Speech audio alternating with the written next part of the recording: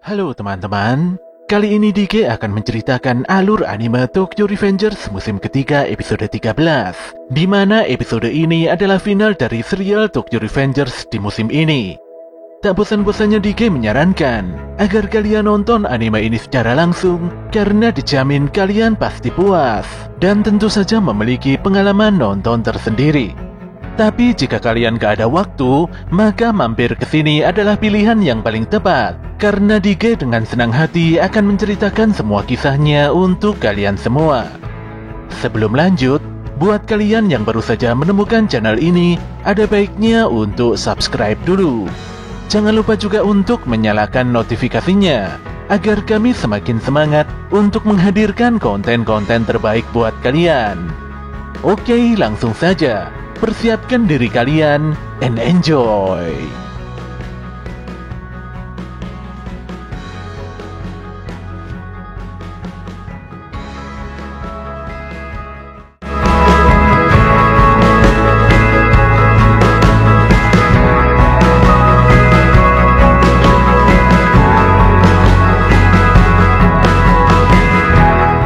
Di tengah-tengah pertarungan, anehnya Takemichi malah terdiam sembari memperhatikan lokasi parkiran di sekitarnya. Sedetik kemudian Kisaki dan Takemichi kembali berduel dengan begitu keras. Takemichi meminta Kisaki langsung menyerah saja, karena jelas-jelas dia sudah kalah. Takemichi lantas membanting Kisaki dan memukulinya berulang kali. Bagi Takemichi, Kisaki hanyalah sosok super lemah yang selalu menjadikan orang lain sebagai pedang dan tamengnya. Faktanya, jika tanpa orang lain, Kisaki memang seorang pecundang yang tidak bisa berbuat apa-apa sendirian. Tapi Kisaki menyangkal hal itu sambil menghentikan tinju Takemichi. Kisaki yang tidak terima diremehkan lantas menyundul kepala Takemichi. Menurutnya, untuk menjadi seorang pemimpin tidak diperlukan kekuatan fisik. Demi mencapai tujuannya, Kisaki hanya memerlukan rencana sempurna yang disusun secara detail. Tapi pernyataan Kisaki itu dipatahkan oleh Takemichi. Ditambah lagi semua rencana Kisaki tersebut sudah berhasil dihancurkan Takemichi. Kisaki pun tidak peduli. Dia lantas mengungkapkan bahwa rencana pertamanya adalah membinasakan Draken dan merebut posisi kedua, serta mengendalikan Touman dari balik bayangan. Rencana keduanya adalah mendirikan Valhalla yang tidak mempunyai pemimpin, di mana setelahnya dia akan menghancurkan Touman dan menjadikan Maiki sebagai pemimpinnya. Pada rencana yang ketiga, Kisaki berniat memanipulasi Tenjiku untuk menghancurkan Touman. Setelah itu dia akan mengendalikan Maiki serta kembali mengendalikan dunia bawah. Kisaki sangat yakin kalau rencananya itu sangat sempurna dan tidak mungkin bisa dihancurkan. Di sini Takemichi langsung menendang Kisaki karena dia cukup kesal mendengarkan ocehan lelaki itu. Hingga detik ini, Takemichi masih mengingat dengan jelas mengenai kejadian di masa depan, di mana api berkobar dan asap hitam membumbung tinggi di atas langit.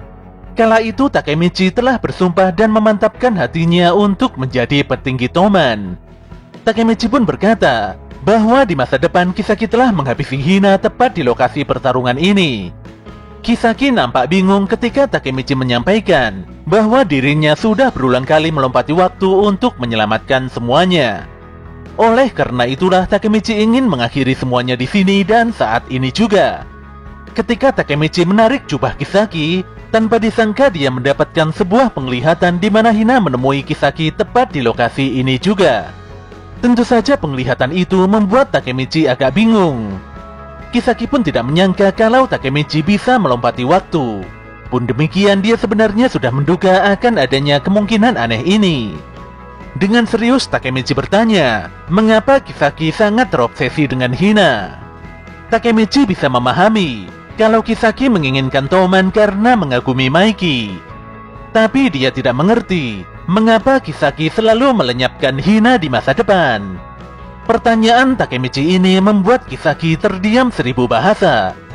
Saat Takemichi meminta jawaban dengan memegang pundak Kisaki, disitulah dia kembali mendapatkan penglihatan bahwa Hina telah menolak lamaran Kisaki. Kisaki mendapatkan penolakan yang begitu pahit. Ditambah lagi Hina meninggalkannya sendirian di tengah guyuran salju yang sangat dingin. Takemichi pun penasaran, apakah mungkin Kisaki mencintai Hina? Anehnya, Di sini Kisaki terlihat begitu dingin dan kembali menodongkan pistolnya pada Takemichi. Kisaki pun menceritakan kenangan masa lalunya dulu, tepatnya ketika dia masih SD. Kala itu Kisaki dijuluki sebagai anak super pintar karena selalu menduduki peringkat 1 nasional. Hina pun begitu kagum dan memberikan pujian karena kepintaran Kisaki ini. Walau terlihat tidak peduli, namun sebenarnya Kisaki selalu memperhatikan Hina. Ya, Kisaki sangat mencintai Tachibana Hinata. Awalnya Kisaki berpikir kalau Hina juga mencintainya, apalagi dia merupakan anak yang sangat pintar. Tapi semua khayalan itu hancur karena muncul sosok pahlawan yang menyelamatkan Hina dari gangguan bocah berandalan SMP. Dan tentu saja pahlawan itu adalah Hanagaki Takemichi. Jadi sejak saat itu, Kisaki selalu membuntuti dan memperhatikan Takemichi. Kisaki pun mengetahui kalau keinginan terbesar Takemichi adalah menjadi berandalan nomor 1 di Jepang. Walau agak bingung dengan cita-cita aneh Takemichi, namun Kisaki terus mencari tahu semua hal tentang berandalan dan preman. Lebih parahnya lagi, dia juga mulai berinteraksi dengan berandalan asli yaitu Osanai dari geng Mobius. Semua itu dilakukannya hanya untuk mengincar posisi berandalan nomor 1 di Jepang. Kisaki terus menggali banyak informasi mengenai berandalan di wilayah Kanto, dan bahkan dia menemui mereka. Pada akhirnya dia sampai pada satu orang penting, di mana orang itu adalah Sano Manjiro, pemimpin geng Tokyo Manji. Disinilah Kisaki seakan menemukan tonggak dari semua rencananya. Musim panas tahun lalu saat Kisaki hendak menjalankan rencananya, tanpa diduga dia bertemu Takemichi di tengah jalan. Sayangnya Takemichi tidak menyadari hal itu. Kisaki pun tersenyum lebar. Demi gadis yang dicintainya, Kisaki bersumpah akan melampaui Takemichi. Menjadi berandalan nomor 1 di Jepang bukanlah mimpi bagi Kisaki, dan dia akan melaksanakan rencananya itu dengan serapi mungkin. Pada suatu hari, Kisaki menemui Maiki di pinggiran sungai. Setelah bertemu Maiki, Kisaki menjadi sangat yakin kalau Maiki adalah sosok yang akan menjadi berandalan terhebat di Jepang. Maiki merupakan wadah sempurna yang dapat dimanfaatkan Kisaki untuk mewujudkan keinginannya. Butuh waktu setahun agar Kisaki bisa mendapatkan kepercayaan Maiki. Untuk mengendalikan Maiki, Kisaki membutuhkan waktu 2 tahun lagi. Setelah itu dibutuhkan waktu 3 tahun untuk menguasai Tokyo bersama Maiki. Serta selebihnya diperlukan waktu 4 tahun untuk menguasai Jepang sepenuhnya. Jika dijumlahkan, Kisaki membutuhkan waktu 10 tahun untuk menjadi berandalan nomor 1 di Jepang. Endingnya, Kisaki berusaha untuk mendapatkan cinta Hina. Namun semua rencananya itu gagal karena Takemichi selalu menghalanginya. Kisaki tidak akan menyerahkan Hina begitu saja pada Takemichi. Daripada menyerahkan Hina, Kisaki lebih memilih untuk melenyapkannya saja. Kisaki benar-benar tidak mengerti mengapa Hina menolak cintanya. Namun yang pasti, semua ini bisa terjadi karena kemunculan Takemichi. Dengan marah, Kisaki mendekat dan menekan pistolnya pada tubuh Takemichi. Keegoisan Kisaki pun tak ayal membuat Takemichi sangat geram. Dia lantas menendang pistol Kisaki hingga terjatuh, dan kesempatan ini digunakan Takemichi untuk merebut handgun tersebut. Kini keadaan berbalik, di mana Takemichi yang menodongkan pistol pada Kisaki. Takemichi tidak akan membiarkan Kisaki menghabisi Hina lagi. Jika Kisaki tidak ada, maka penderitaan Hina akan berakhir. Tapi saat Takemichi hendak menarik trigger pistolnya, tanpa disangka saat itu juga Hina dan Maiki datang. Takemichi pun tidak ada pilihan selain menurunkan pistolnya. Tanpa banyak bicara, Kisaki berusaha merebut pistol di tangan Takemichi.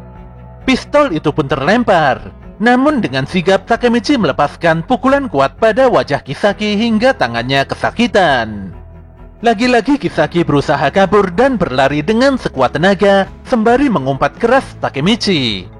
Namun Takemichi tidak tinggal diam. Dia kembali mengejar dan meminta Kisaki untuk menyerah saja, apalagi semua orang sudah mengetahui akal bulusnya. Takemichi menegaskan kalau Kisaki telah kehilangan ambisi dan tidak akan mungkin bisa dipercaya oleh siapapun lagi. Namun Kisaki tidak akan membiarkan hal ini berakhir begitu saja.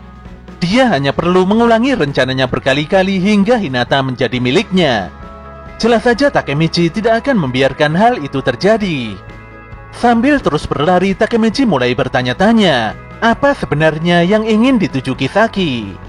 Jika memang Kisaki bisa melompati waktu, Takemichi harus segera menghancurkan pemicunya.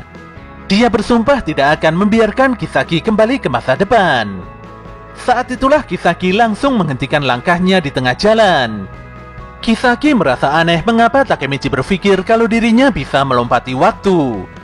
Namun sebelum Kisaki melanjutkan penjelasannya, tanpa disangka sebuah truk langsung menerjangnya. Sepertinya Pak Supir agak ngantuk dan kurang fokus dalam mengemudi. Pak Supir pun menerjang Kisaki dengan kecepatan tinggi dan berakhir menabrak sebuah mesin minuman. Takemichi benar-benar syok menyaksikan kejadian mengerikan ini di hadapannya.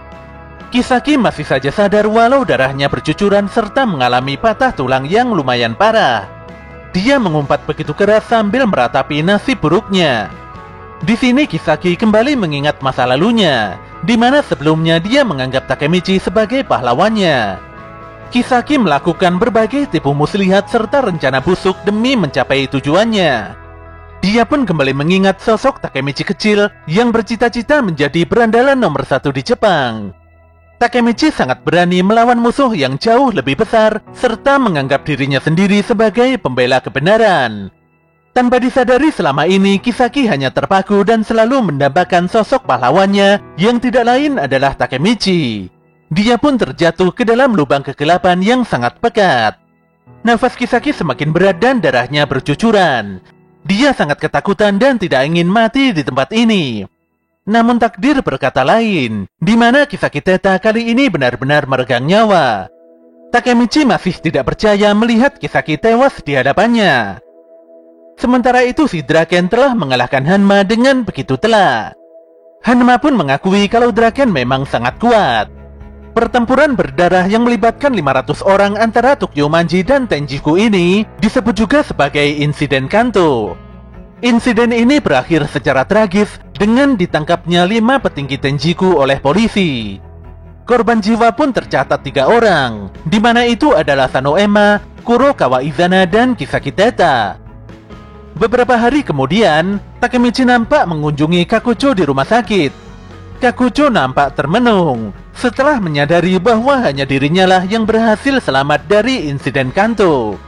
Takemichi meminta agar Kakucho tidak berkata demikian, tentu saja supaya pengorbanan Izana tidak sia-sia. Setelah kematian Kisaki, impian Tenjiku benar-benar telah berakhir. Takemichi pun berkata bahwa semua itu tergantung pada kemauan Kakucho. Kisaki memang sudah tiada, dan pertarungan Takemichi juga telah berakhir. Namun demikian, tangan Takemichi tidak pernah berhenti gemetaran semenjak dia melihat Kisaki tewas di hadapannya.